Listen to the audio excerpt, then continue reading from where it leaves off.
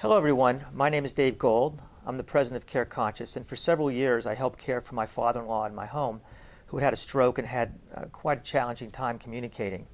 And I'm here today with Maura Silverman. Maura is the founder of the Triangle Aphasia Project in North Carolina. And Maura, what are some of the tips that you could offer to caregivers such as myself in terms of the best way to communicate with people with aphasia?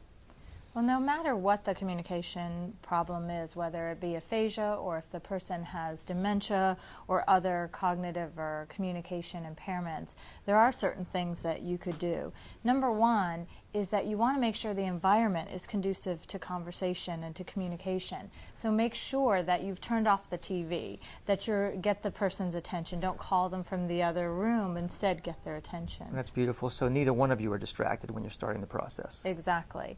Once you have their attention, allow them the opportunity to speak. It is so difficult as a caregiver, as I am as well, to wait for someone to get it across, especially if you know what they're trying to say. But the best thing to do is give them time to communicate. And that's interesting too, because I realized it had to be on my father-in-law's agenda, his time scale, not my time frame. Oh yeah, especially when we know what it is that they're trying to say.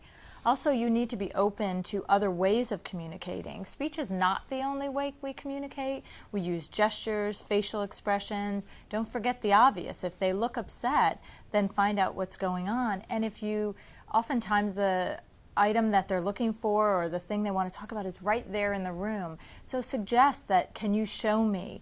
You know, can you draw it? Yeah. Now that's interesting too, because that's great. It's really that, you're interested. You really want to get it out, and you'll find whatever means it is that makes that most possible.